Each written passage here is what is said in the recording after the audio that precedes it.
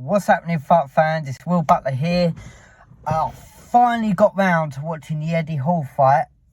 We tried streaming it when it was on and it kept crashing. Managed to watch a YouTube video about it. Sorry, I got a bit cold.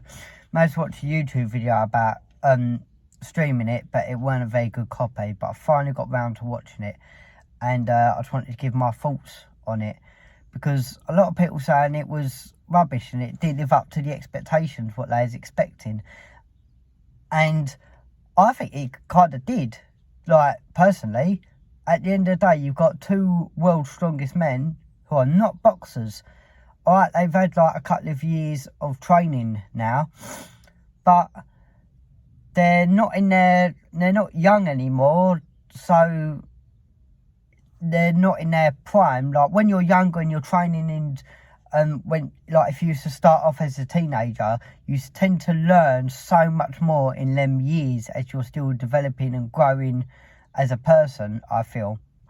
Well, in the later years, I'm not saying you can't learn new skills and new techniques, but it does take a bit longer to learn them. And what's saying that they was going to be good anyway at boxing is not what their sport, is not what they're known for. So, alright, the skill level might not have been there as much, but for the actual fight, it was quite exciting. There was a couple of knockdowns either side, and that was a quite exciting fight for me. Anyway, let's delve deeper into the strategies and that. So, Eddie Hall, obviously, where he was a shorter fighter and a heavier fighter, I think he was just going for that one knockout power punch that was clearly, blatantly obvious to see. I'd have liked to have seen him try and maybe work the body more, and obviously trying to have his guard up a little bit more. He was more leaning back and he kept trying to block with his elbow, which I think the referee sort of told him he can't do that. Obviously, in MMA and in other kickboxing sort of styles fighting, you can sort of use that block. They call it more of a Dracula guard, but for boxing it's illegal. So I don't sort of know where he got that from, or if that just come in the heat of the moment, maybe because that Thor's so tall, he might not have sparred anyone quite as tall as that, so maybe that put him off. So yeah, he kept trying to go for that one power knockout punch, and he landed it. Like, he did knock down Thor, so he did land it, but obviously he didn't land it enough to finish. Now, as for Thor, I felt as if he had he worked his game plan better, because he had a little bit more of a high guard. Even though he got caught a few times, his hand was up by his chin, and he was mainly concentrating on straight punches. And against a shorter opponent, that was the perfect thing he could have done. And he didn't seem to be throwing as much power, just more concentrating on landing. Now, for boxing, that is really important. So he did deserve to win it, in the fact of he did do more of a boxing skilled fight. Even though I got it because I wanted Eddie Hall to win. But could any of them done anything a bit more different? Yeah, I felt as if Eddie Hall was more gassed, so I think he might have gone for a little bit of a wrong strategy, I don't know if he tried to come in as a heavier fighter, even though he did, but maybe he shouldn't have done. Being a smaller bloke, he should have been a bit lighter, but I think maybe he was worried about giving the size away, because maybe he wanted the power. But I thought although they've both got knockout power, knockout potential, I know neither of them got knocked out, but they both got knocked down. Though they've both got knockout power, if I was his coach, I would have been working cardio, what would have naturally made him lose the weight and probably weighed in lighter than Thor, because he is shorter. I would have gone for cardio to try and outwork him, to tire him out, because where they're both such big men and they're carrying all that muscle, they are going to tire out. And they both did look tired, definitely, but I felt as if Eddie Hall looked that little bit more tired.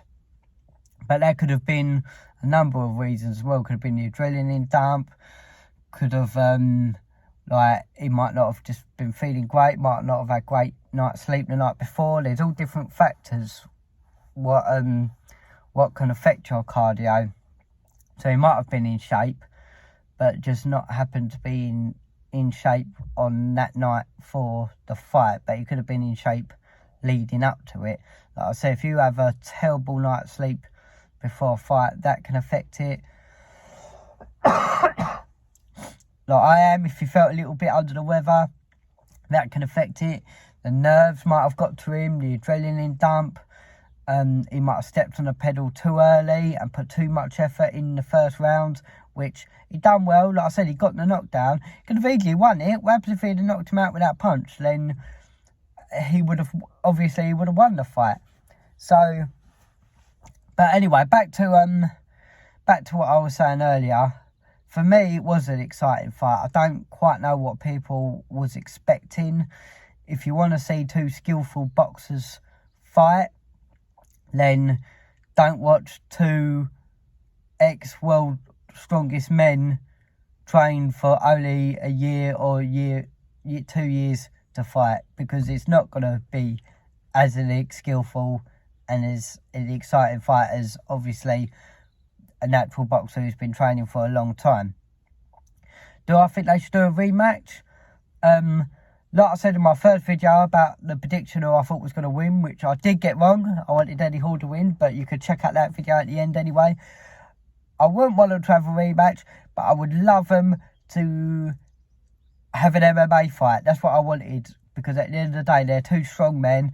MMA is more my sport anyway, but they're two strong men. Even if they haven't got as much training, because I feel as if it takes even longer to learn MMA because there's so much more to learn, it's more of a strength aspect. So I'd like to see them wrestle each other a little bit more to see who could overpower the other person, bearing in mind they come from a strength-based background, where I feel boxing, don't get me wrong, you have to be strong to be a boxer, but I feel boxing is definitely slightly more on the cardio side, and MMA obviously is cardio as well, but I'd like to have seen them do a little bit more of the wrestling, see who could outstrength the other person.